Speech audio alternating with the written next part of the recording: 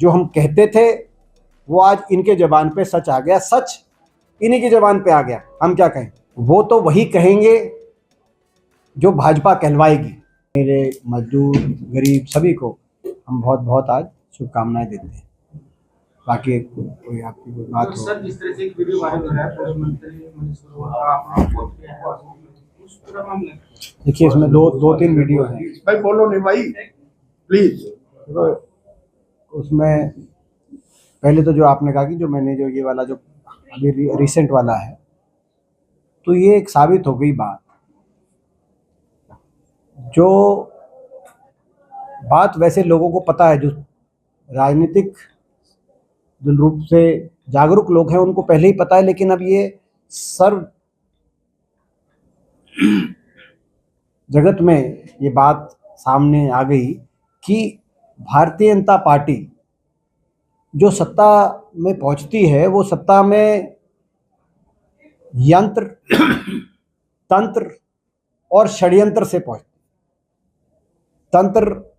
और यंत्र पे तो हमने बहुत कुछ चीज़ें पहले बोली हैं कि कैसे भाजपा चुनाव को प्रभावित करने के लिए हथकंडे अपनाती है, लेकिन एक षड्यंत्र भी खुल के सामने आ गए। और षड्यंत्र क्या कि भाजपा जीतने के लिए चुनाव जब सीधे जन भावना से और जनमत से नहीं जीतने के पोजीशन में होती, क्योंकि काम हरियाणा में 10 साल इन्होंने कुछ किया नहीं है और छत्तीस बिरादरी उससे दुखी रहती है, तो भारतीय जनता पार्टी इनेलो जैसी छोटी पार्टियों को का इस्तेमाल करते हुए ऐसे कैंडिडेट उतारने का कार्य करती है कि वो कैंडिडेट विपक्ष की वोट और कांग्रेस की वोट में उन कैंडिडेट्स कुछ डेंट मारे, कुछ और बीच में से भारतीय जनता पार्टी अपने प्रत्याशी को जिताने का कार्य करे। ये बहुत बड़ा षड्यंत्र चल रहा है। ये षड्यंत्र, इस षड्यंत्र का कई बार अब धीरे धीरे सच सामने आता है। ये हम पहले से ही कहते थे कि ये भाजपा से मिलकर इनेलो, जेजेपी, ये छोटी पार्टियां राजनीति कर रही हैं। ये पहले भी हमने कहा था, चुनाव से पहले भी कहा था, लेकिन अब सच धीरे धीरे सामने आ रहा है। आपने देखा होगा कि स्वयं गोपाल कांडा ने कहा कि खट्टर साहब के कहने पर सिरसा में इनेलो के प्रत्याशी को जिताने के लिए, इनेलो के प्रत्याशियों को जिताने के लिए उन्होंने पूरा जोर लगाया। जो इनेलो के प्रत्याशी सिरसा में अभय सिंह जी, उनका लड़का रानिया से आपने देखा, ये कहा कि खट्टर साहब के कहने पर, यानी कि भाजपा के कहने पर उन्होंने जोर लगाया।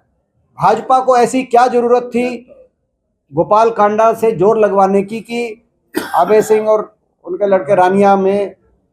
उनके जो प्रत्याशी थे उनको जिताने का प्रयास करे? ऐसा क्या इनेलो उनके लिए काम करती और क्या काम करती थी, वो खुलासा मनीष ग्रोवर जी ने,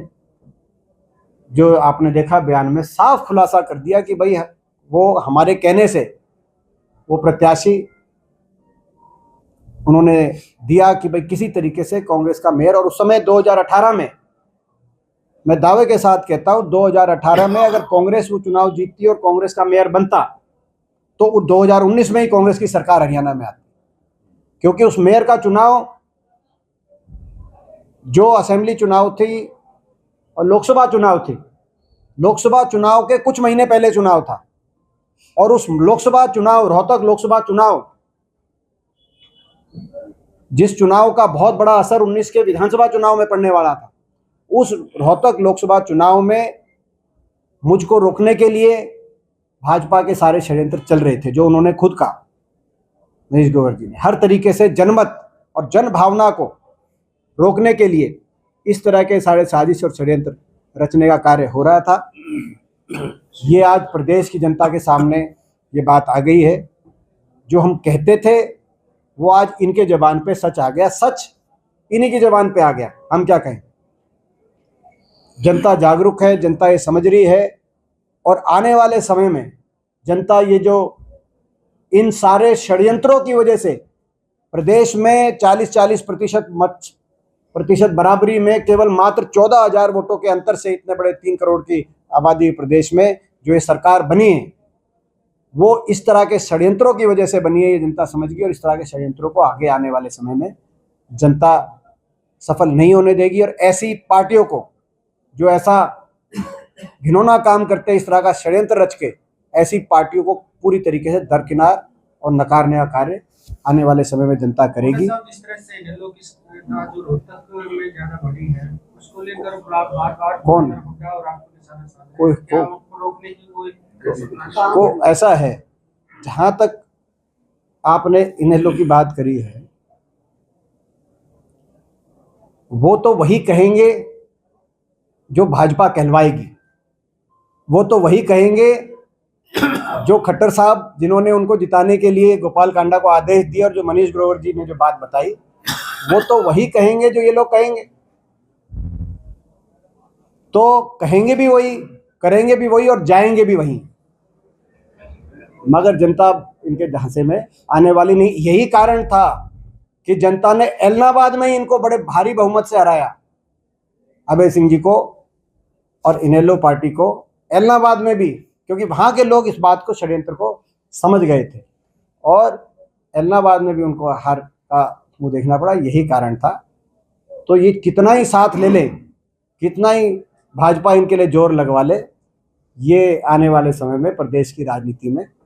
लोग इस तरह की साजिशों को सफल नहीं होने देंगे। अभय सिंह चौटाला अपनी हर सभा में ये कहते हैं कि कांग्रेस की सरकार आने वाली थी, लेकिन भूपेंद्र सिंह हुड्डा ने बीजेपी के साथ, वो मैंने जैसे कहा, कई कैंडिडेट ऐसे मुद्दों में उतारे जिस तरह से आप बात बता रहे हैं, देखिए, तो वो सत्ता से मिल बीजेपी की सरकार बना। ऐसा है कि मैंने जैसे कहा कि वो इनेलो और इनेलो के नेता वही कहेंगे और वही करेंगे और वहीं जाएंगे जहां खट्टर साहब, जिनका गोपाल कांडा ने बताया कि खट्टर साहब ने जोर लगवा दिया उनको जिताने के लिए, और मनीष ग्रोवर जी जिन्होंने कहा कि भी रोहतक में रोकने के लिए ये काम हुआ, इनेलो के साथ मिलकर हम प्रत्याशी देते हैं। तो जो खट्टर साहब, मनीष ग्रोवर और भाजपा के नेता उनको कहेंगे, वो वही कहेंगे, वही उन्होंने अभी तक किया है और आगे भी वही करते रहेंगे, और प्रदेश की जनता ये समझ चुकी है।